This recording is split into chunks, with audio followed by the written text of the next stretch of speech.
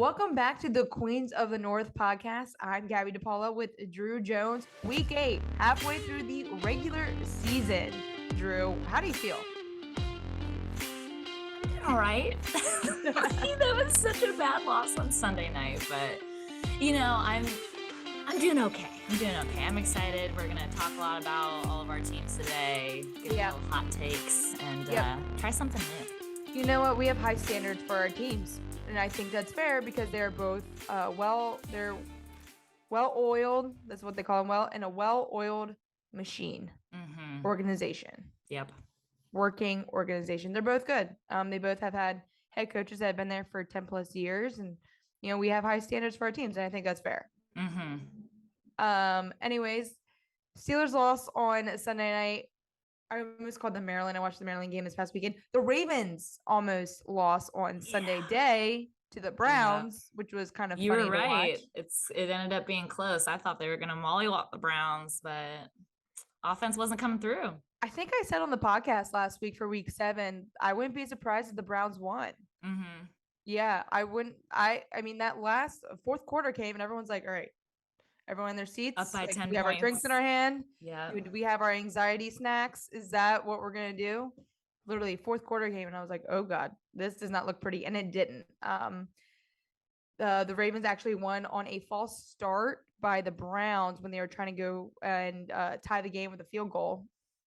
And the game was over because of the false start and it was 4th down. So, and he went wide left. So it looked like that got tipped. Either that or that was the worst kick I've ever seen in my life. Yeah, I don't think it got tipped. But it kind of looked like it. Yeah, it looked. He's like a rookie too, so I'm like, that's a lot of pressure. Sure, but you're in the NFL. You have to accept the pressure. Gotta be professional. Accept it. Okay, we're just going to go straight into hot takes, Drew. Hot take. Yeah. I know you are feeling it today after watching your Steelers on Sunday Night Football. Hot take. Kenny Pickett. Let's go. I think that people certainly are judging Pickett too harshly and saying, oh, let's go back to Mitch, blah, blah, blah. Like Mitch was better, this, that, and the third. But actually, you know what? I have some stats for you.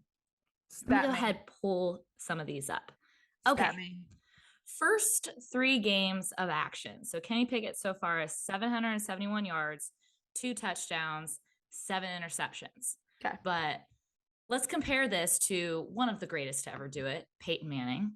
His first 3 games of action. I thought you were going to say Ben Roethlisberger. I was like, also one of the greatest to ever do it. But let's Peyton Manning. His first 3 games of action, 683 yards, 2 touchdowns, 8 interceptions. So let's not judge these first 3 starts so harshly. No. He's a rookie. I mean, he's making, I don't know, I'm looking at the mistake. He has an explanation for every mistake, if that makes sense. Every turnover, I thought Deontay was going to come back for. These are things that I'm going to go review and film. Also, Terry Bradshaw began his career with 3 touchdowns and 18 interceptions. So, yeah. I just think that actually, here's a good one, NFL research. The only other rookie quarterback to throw 5+ interceptions in their first 4 career games and play in at least 4 career games with the Steelers was Hall of Famer Terry Bradshaw, who would go on to win 4 Super Bowls with the Steelers. So, not saying that like Kenny, that would be like overestimation, be like, oh yeah, Kenny's going to lead us to 4 Super Bowls. But I think let's not judge these 3 starts too harshly. He's a rookie. I think that he's making some really good throws. It's just, we got to clean up some of the mistakes. Yeah. I mean, I just think he's making rookie mistakes. I think they're happy that he's getting some live bullets at him, right? He's playing some tough teams too. He had the Dolphins, which, Tua came back. I think everyone was pumped up for Tua, except I did feel like there were a ton of Steelers fans at Hard Rock Stadium. Oh yeah. It felt like it was pretty loud for the Steelers on Sunday Night Football. Tampa Bay, they have a pretty hard, defensive front. They played the Bills before, like he's playing some tough teams, and then they're playing the Eagles this Sunday. So you got to take what you can get with Kenny. They knew they needed a quarterback change. No one thought Kenny or Mitch Trubisky was going to be the answer. He's just the fill-in right now. He's the one who's going to help Kenny Pickett learn and help guide him a little bit, because we know Mitch is he's a backup quarterback. That's who Mitch is, and I think will forever be. But I felt like the game was pretty close at one point. So, well, there was no scores in the second half. Right. So 16-10 going into halftime. So I mean, defense really stepped up. Right. I was really impressed. They really gave the offense an opportunity to come back and win that game. The only thing is they dropped 4 interceptions. So, I mean, had you caught maybe 2 of them, I mean, literally touching DB's hands, had you caught 2 of them, that might have set us up to get another score. But again, our offense has been having a tough time capitalizing on turnovers anyway. So, yeah, I mean, like they said, touchdowns are down this year, scoring's down this year. It's down by at least a touchdown. I know, but both teams were shut out in the second half, which is I think it was interesting because the Steelers are, I mean, they're 2-5 now, but no one knows like what they're what they were going to look like this year. I think everyone thought they would be maybe a 500 team, but who knows what that's going to look like. And then the Dolphins had Tua come back. Tua's first game from his concussion and whatever protocol you want to call it. Apparently it's 9 days after you are concussed. Really? Come back. That's what I thought it was. At least that's what I thought I'd read this week. Well, because Kenny was coming back from a concussion too, and that was only 7 days as well. Oh, Lord have mercy. Yeah, I'm a little confused by that because I think like the last like 3 days there's like a certain protocol they have to go through, which apparently he passed, but I thought it said 9 days. That's why I was a little confused. Like Kenny Pickett was going to be QB1 for Sunday Night Football, but you know what? That was his first primetime game, right?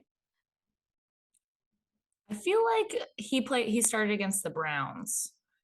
God, there's been so many games. He started week 4. Before? Okay. Yeah. So if that was against the Browns, then the Browns Thursday night game. Jets. I think because his first real start was the Jets. Oh, that's right. You're right. He came in. Yeah, he came in last minute. Yeah. Mm-hmm. You're right.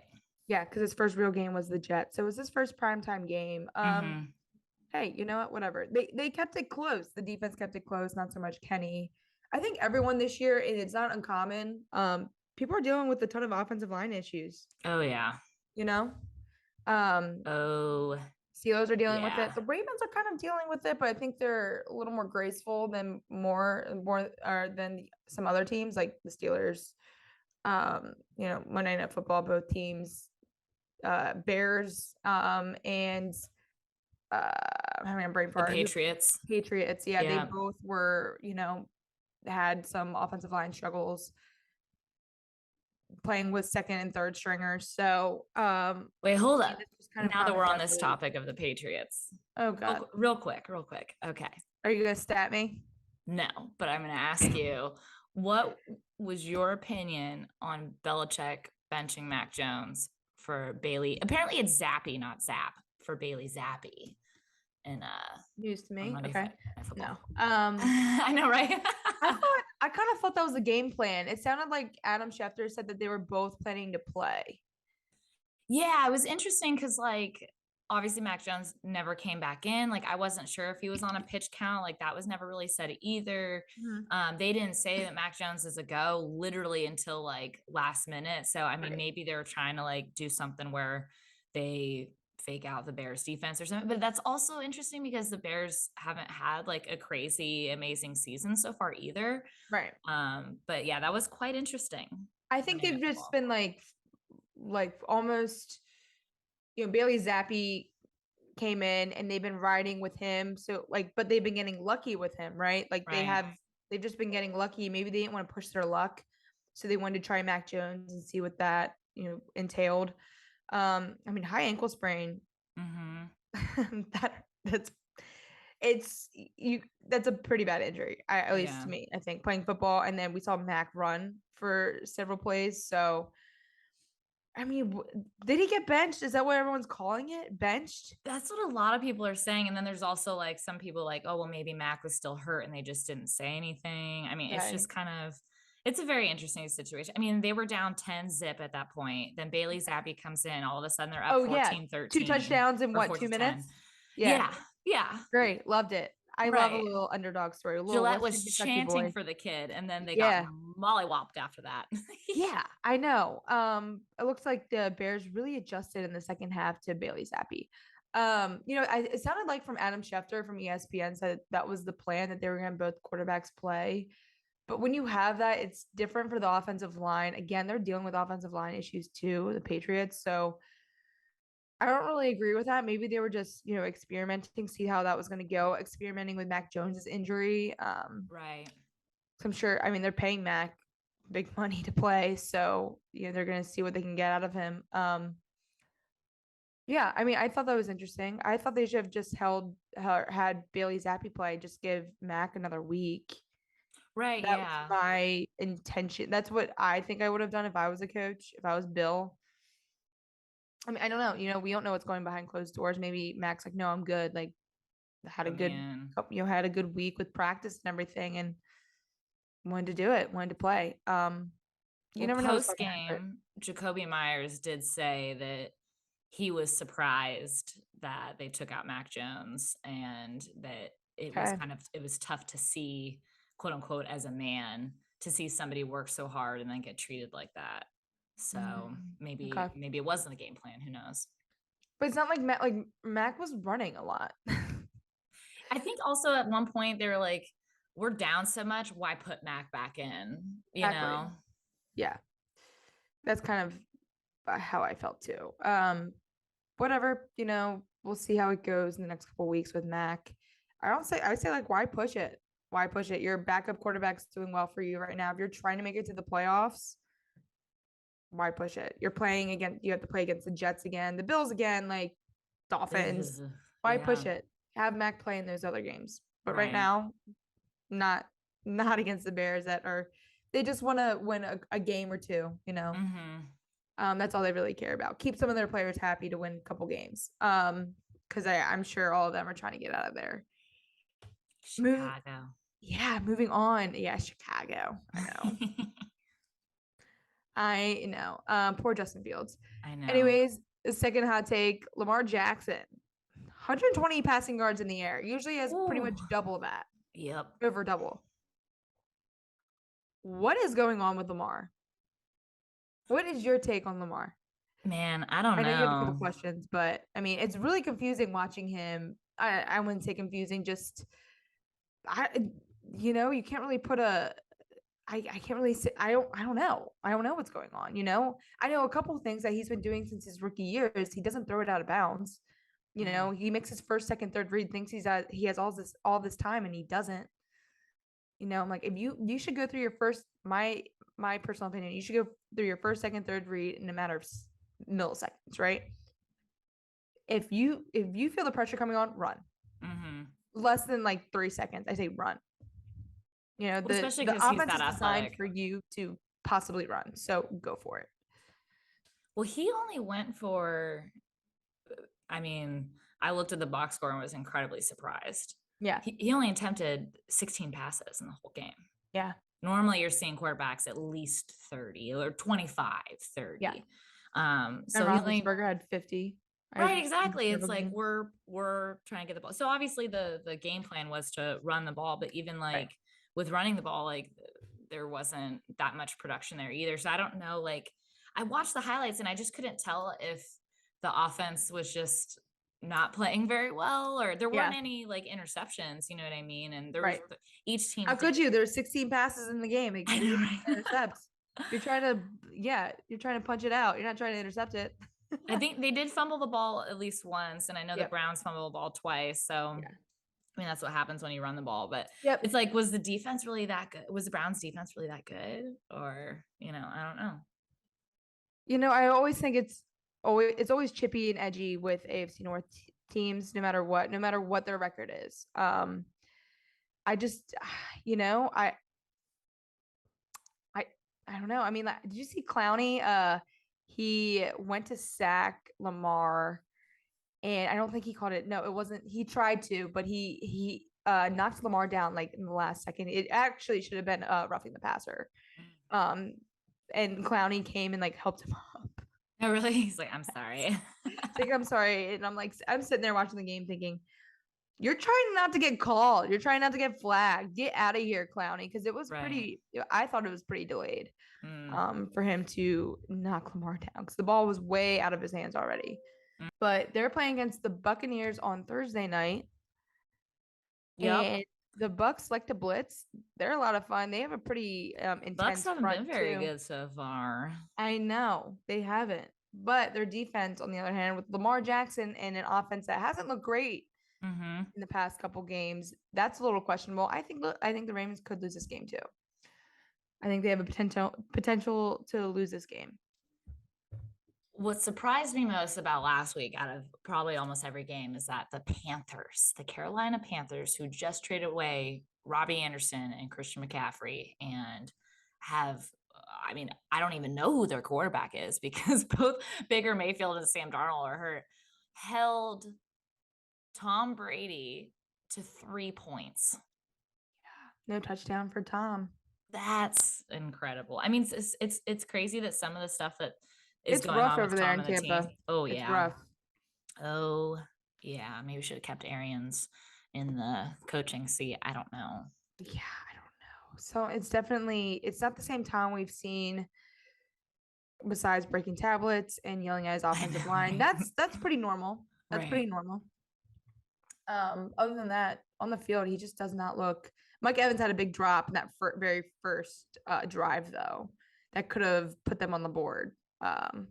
Mike Evans, you're on my fantasy team. You suck. Yeah, tough. We'll see on Thursday night. We said before recording this, I wouldn't be surprised if the Ravens lost and Tampa won. Ravens aren't playing up to the standards that we all thought that they would be before the season started. You know, having all these players back. Gus Edwards is finally back. He tore his ACL. He's finally back. J.K. Dobbins will be out for another couple weeks because he had his knee scoped again. But he looked a little promising. He was getting there, and I was pretty happy with what we saw from him.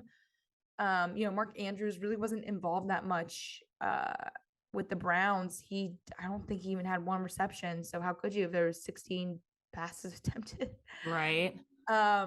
There was a couple that looked like that Mark was in the end zone for, and Lamar just overthrew it. And that was a couple of things that I noticed with Lamar. He overthrew it way too many times. The passes that he did actually attempt for way over the wide receivers' heads, tight ends' heads, way over it. I've also seen a lot. So Ravens have a fullback that they use a lot for 2019. They used him a lot for blocking as like another offensive lineman. This year, he's kind of part in the passing game. And he was a defensive lineman back in college. And the Ravens actually converted him to a fullback back after they drafted him. So I'm thinking, like, why are we trying to like make him a blocker like he was, or have him run the ball? Why are we trying to throw to him? Be like the bus, big dude, trucking. What are we doing? But I don't like that he's part of the passing game. Well, that leads me to my question for you. Okay. Looking at the stats, I was like, so who's the Ravens RB1? Who do you think's the Ravens RB1? I feel like every week it's like, it's someone different. Right now I would say Gus Edwards. Right now, going into Thursday night's game, I would say Gus Edwards. Nice. Right now. Yeah, he had 2 touchdowns, 66 yards last week. So he scored the only touchdowns. Yeah. Gus Edwards right now. Well, that was his first game back after his ACL, tearing his ACL, by the way. So maybe we'll see some more out of him. Yep. Yeah, that'd be great. Maybe Mario and Luigi were bad luck. I don't know. You see Mario and Luigi on the sideline. Oh yeah. The cheerleaders in the Halloween costumes. Is that what that was? I think. Yeah, the cheerleaders were like wondering what that was this whole time. I think it was the cheerleaders in their Halloween costumes. That's what they wear. It's pretty cool. It's that's cool fantastic. That they do during a Halloween when it's like close to Halloween games at home. That's pretty cool fantastic. What they do. I love that. Yeah. Yeah. I hope to see more passing from Lamar. The first couple games it was like 300 yards to the air. Like he was leading the league in passing touchdowns. Right. Where is that Lamar at? It's almost as like as soon as people were like, "Oh, this is a Lamar MVP season," it's just like, Yeah. downhill from there. What do you think the Ravens' biggest problems are right now? I hope we got over the fourth quarter curse. Oh yeah. I think that was it. One of them. I think another one was I don't really like the play calls on offense. I don't like them at all. I think Greg Roman, their offensive coordinator, is playing himself and playing the team. And I do like some of the wide receivers that they do have, Rashad Bateman, Devin Duvernay, and I do like, obviously Mark Andrews, who he's usually double teamed because he's such a big dude. But I mean, I do like some of the weapons they have. I think they could use another weapon. Why not? With Gus Edwards back in the run game. He's just, I mean, they call him Gus the Bus for a reason. I mean, he's Gus.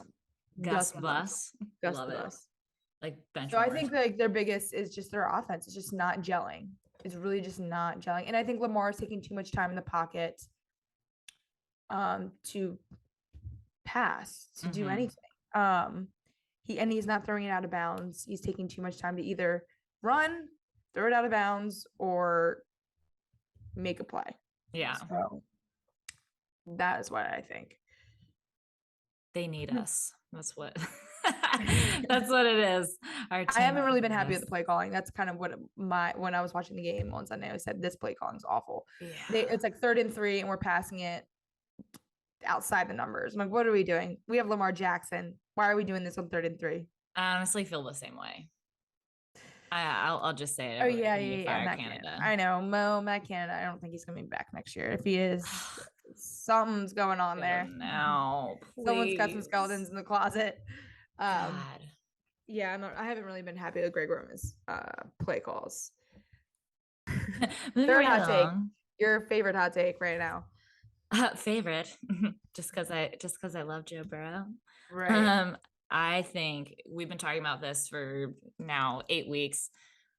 The AFC North kind of, it was still up in the air just based on the standings. Everybody was pretty close. But at this point, after last weekend's performance, I think the Bengals are the team to beat in AFC North. Absolutely. And they steamrolled the Falcons.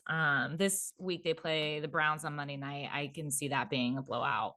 I mean, Burrow, I don't know. Ridiculous. Do you have Joe Burrow? You have Joe Burrow in your fantasy league, right? Yep.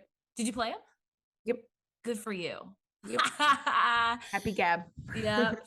I mean, 3 touchdowns, 1 rushing touchdown, 501 total yards. Reminds me of a young Ben Roethlisberger. TBT. In left field, I don't think so. See, but what's great, Ben definitely has had 6 touchdown over 500-yard games, but hey, that's neither here nor there. Tyler Boyd, 1 touchdown over 150 yards. Jamar Chase, 2 touchdowns over 100 yards. T. Higgins, remember we were talking about how like each week it's kind of like a different, like a wide receiver is kind of taking the lead, and it's like, no, they all had really good games. Yeah. Good for those fantasy owners. Woohoo. Yeah. Thank you. Thanks, Joby. Yeah, I think the Bengals, but we said this in the beginning of the season. It's almost they had to find their footing, which I think we both said that in previous episodes. They had to find their footing. I mean, they should blow out the Falcons. Yeah. They kind of did, but their defense is what I'm, I guess, scared about right now because it was a close enough game. Yeah, I mean, they did give up a 75-yard touchdown. So those are like some fine-tuning mistakes for sure. They gave up, what was it? Let's see here. A 56-yard punt return. So it's like special teams got to clean it up. Yep. And the offensive line, I mean, Burrow got sacked 3 times. Yep. Yeah, you can't. Joe Burrow, I think, was he the most sacked? Probably.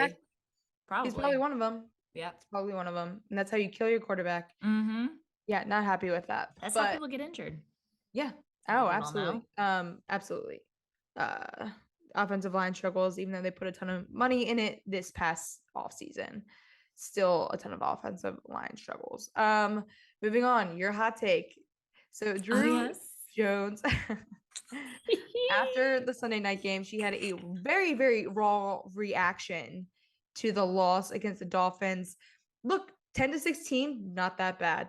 the Steelers obviously have a defense that was prepared for Tua, was prepared for Miami's offense. That was, I think, that's what kind of kept the game close. And I am about to watch it right now. Yes. Look, I sent it to Gabby, and we're gonna get her real reaction to my pretty strongly 2 minutes about how terrible that game was. You can speed I through. look as terrible as how that game was. Our defense held the Dolphins to 0 points in the second half. Goes to show how strong our defense can be, even without TJ Watt. Like, that is exceptional. But then it also says a lot about the Dolphins defense and how they held us to 0 points. But I think the problem is where our defense made mistakes is dropping picks. I saw at least 4. Had we had that, maybe we could have, capitalized on that, gotten a field goal, gotten a touchdown, and then we wouldn't even be having this conversation. But as far as our offense is concerned, I mean, the play calling is terrible. Absolutely terrible. The one shining light I saw on our offense today that I was kind of surprised out of everything, this is what I saw. Najee Harris actually had a hell of a game. He was hustling. And I hadn't seen that kind of hustle in him since maybe last year. So that was Najee has been awesome. But dropped passes, the dropped passes need to be cleaned up. The play calling, fire Matt Canada immediately. I'm surprised he's not even fired by now. And really, let's be real. Kenny is a rookie quarterback, and he's trying to take chances. He's trying to take he's being not set up for success. He's not being set up for success. So angry. He's down however much points, trying to get back in. His offensive line is terrible. Now we're 3rd and long. And what else? Yeah, our offensive line needs so much work. We need to clean up the mistakes on offense, and the play calling sincerely needs to improve. I mean, it's absolutely, I cannot believe Matt Canada still has a job. Jet sweep. Okay, let's keep doing jet sweeps. All right, got it. Yeah, he loves jet sweeps. Yeah. Sorry, dude, it's not college. Right. So what'd you think? I know you looked very stressed. Yeah. Did you hear the beginning of what I said? I look as bad as how we played. Yes, I did. That was very good comparison. Thank you. I thought that was very fair. Thank you. You think I look Yeah, bad? absolutely. I think everyone is mad at the play calling. Yes, Matt Canada probably not going to come back next year, rightfully so. Unless he kind of pulls some strings and said, "Look, it's a rookie quarterback. Like, his fault as much as it is my fault." So could kind of pull that card. Kenny Pickett, he's gonna make rookie mistakes. First primetime game, playing as a starting quarterback, yeah. And I think that was pretty tough. But they, playing up against the Dolphins, that everyone's on this Dolphin train, like the Eagles train, like whatever. I know, I'm sure with a spoon. A lot of smoke around both teams. Oh yeah, you're angry, and rightfully so. But I think there's a lot of promises coming for the Steelers, in the near future. Maybe not this year, but next year. One thing I'm not is a fair weather fan. I will sit there. I will watch an entire game unless, we're getting super blown out, then I might as well turn it off. But I am not a fair weather fan. I'm going to be there. I'm going to think that we're going to win every week. Let's go. Here we go. Yeah. All right, moving on. So we already talked about the Ravens and the Buccaneers playing on Thursday Night Football. I think it's going to be a close game. Both teams just really aren't sticking out. I think the Buccaneers are putting up, I think the average right now went down to like 16, 17 points a game. Jeez. Ravens are around that too. I think they're around 19 points a game. So I do think it's going to be close. Ravens offense isn't looking great. Lamar's not looking great. Ravens defense looks like they're still gelling and trying to come together. Score prediction for Thursday. I think it's going to be, people are going to be mad about this game too, because I don't think it's going to be that great. I think it's going to be close. We'll say 21-17 Ravens. Okay. There you go. Close game because they're both low scoring teams right now. Yeah. And not putting up a lot of yards or points. I feel like if the Bucks lose this week, then we're going to see some serious changes in that organization. So I feel like this is a must win for the Buccaneers. Like what?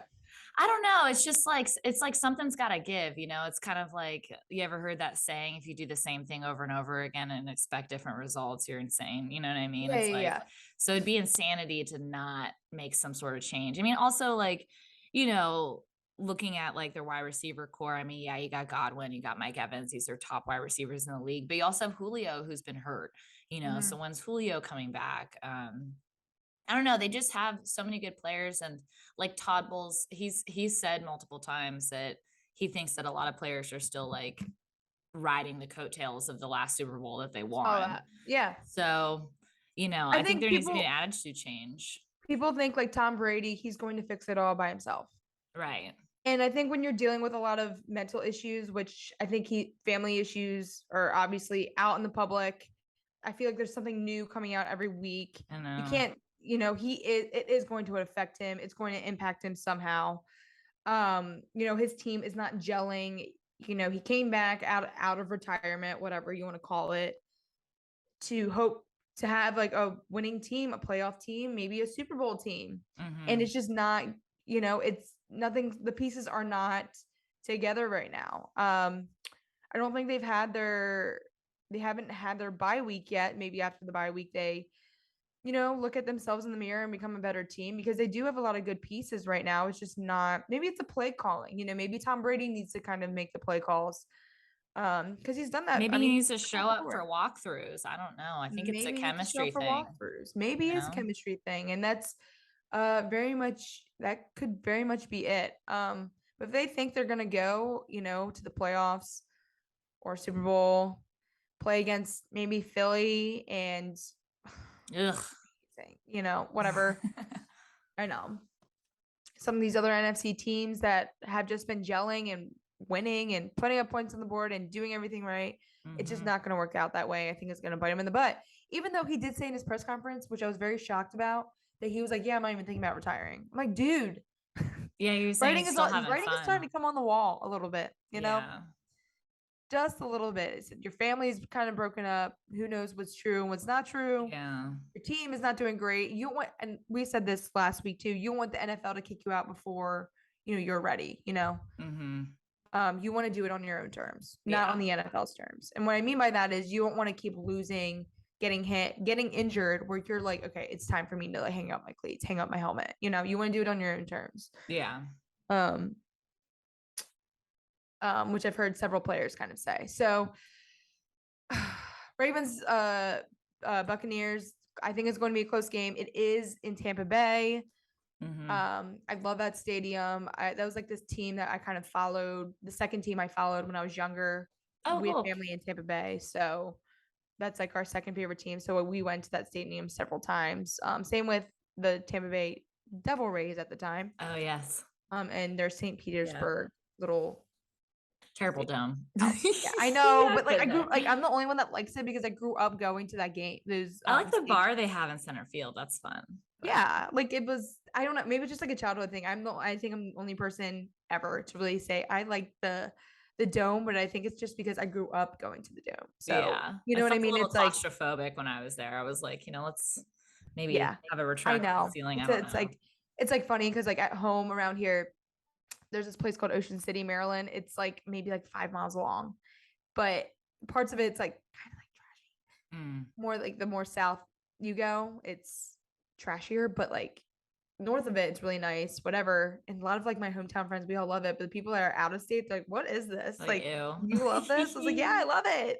Relax. It's like the Jersey Shore, you know? Yeah, it's where I grew up. This was like some of like the vacations that I took, you know, like that's how I feel about the A's, you know, Coliseum. It's like people come and they're like, ew. And I'm like, it's a dump, but it's my dump. It's exactly. You know? It's my dump. Like it's something I grew up going to, you know, like this was the place. This was like the other vacations that I took. So leave me alone. Vacations all I ever want. I'm sorry. Now the Steelers, who do they play on Sunday? Oh, so we're playing the Eagles in Philadelphia, hostile environment. Hostile people, awful human Battle of beings, PA. Battle of PA. great cheesesteaks. Yeah, keep going. I would love to see. I don't think it's going to happen, but man, I would love to see the Steelers hand the Eagles their first loss this season. So, partially, a little about me. So, my dad's from Pittsburgh, generations of Jones is from Pittsburgh, but my mom was raised in Philadelphia. So, all of her siblings are huge Eagles fans. Awful teams, awful people. They're on their high horse right now, and I'm like, please shut up. Like, when you guys won a Super Bowl, you'd literally just let Nick Foles go away. You traded away Carson Wentz. Like, you fired Doug Peterson. I'm like, the people that helped you win a Super Bowl, you just like gave. I understand that. Yeah. You know, I'm just like, come on. I didn't understand that. Yeah. Yeah. They're gelling right now. Their defense is great. Darius Slay. I mean, watch out, Kenny Pickett. I know, right? Shoot, Lord have mercy. Yeah, they have several weapons on offense. Jalen Hurts, has all the confidence in the world. Play calling's great too. Yeah. I mean, they have a ton of pieces together. I really doubted them before the season. I have a ton of Philly, Eagles fans, that are my friends. And they were like, yeah, Eagles are going to be number one in the division. I said, no way. But then, and I'm sitting back thinking, who else is it going to be? It's not going to be Washington. Not going to be the Giants. Could be. Could be the Cowboys if they still had Cooper Rush. I'm just kidding. I agree. Dak was like crap. Oh, poor Dak. I know, poor Dak. Again, another team that has a ton of weapons. Defense. Yeah. I love their DC, obviously. Love their OC too. I think he's great. He might be another guy that we see as a new head coach somewhere. But yeah, I mean, Eagles, Steelers. I don't know if it'll be close. Environment. Good test for Kenny. Yeah, definitely. But you're right. Darius Slay is all over the field if Kenny's going to avoid throwing any interceptions. And yeah. You know what I did see? I wanted to bring up. I saw them running the ball a little more. On Sunday Night Football. That was a little promising. They started. Yeah. Well, it was nice seeing Najee actually like I think his longest carry was for 16 yards, and I don't think he's had that long of a carry all year, or at least hasn't felt like it. Yeah. So it's nice to see that. Kenny, I mean, he ran for 20 yards. Like, granted, that's not a Lamar Jackson over 100-yard game or anything like that, but it's nice to know that we have an athletic quarterback. Yeah, no, Najee, another guy I really wanted to draft this year in my fantasy league. I'm happy I didn't. I got some more stats for you before we wrap up. So here we go. Najee Harris this season, he has fewer rush yards than Daniel Jones. He has fewer rushing touchdowns than Braxton Berrios. He has fewer receiving yards than Kyle Juszczyk. And then he has the lowest yards per carry in the NFL. You know what? But the Steelers don't really have much of a running game. So I think it's a bad O-line problem, I mean, what's going on? Yeah. B, C, D, E gaps. Come on, man. We need to make some lanes for the boy. And play calling has been crap. Garbage. I feel like freaking Deontay Johnson and Claypool, I mean, they're getting more opportunities to run. I mean, they're jet sweeps, but they're getting more opportunities to run than even Najee, but it's fine. It's whatever. Yeah. I'm looking forward to next season already. Hey, you wanted a quarterback to take risks. I think Kenny's kind of doing that for you, right? Absolutely. Yeah, I'm not mad at him. Fulfilling that need. I'm not mad at him for throwing picks. He's also on 3rd and long, you have to pass it. So it's if we had better play calling, better offensive line to actually, if we were 3rd and short, he wouldn't be passing it. Or do a couple screens. Yeah. So the Ravens do on 3rd and long. I don't know why, but they do that. Okay, well, I think that wraps it up for us. Yeah. Do you want to give a score prediction for you and the Eagles, for the Steelers and the Eagles? Man, I don't know. If the Steelers, if the defense doesn't keep it close, we're going to get beat pretty bad by the Eagles. I think it'll be a 30-14 type of game. I like it. Yeah. I would love to see the Steelers get away. Keep the Ravens on top of the AFC North. Eagles, you know what to do. But Bengals are going to win out. Come on. They might. They might. Looks like they're starting to find their footing. Yeah, I think that's a good prediction. I would say 30-10. Yeah. That's a really, you don't want to go to Philly to play the Eagles. And they're also riding on the whole Philly's going to the World Series thing. So I'll do another reaction next week. Maybe you do one for the Ravens on Thursday. Yeah. Oh, God, we'll see. Okay, sounds good. Well, I'm Gabby DePaulo with Drew Jones. That's episode 8 of Queens of the North. We will see you next week. Like, subscribe, do all the things. Do all the things. Peace be with you.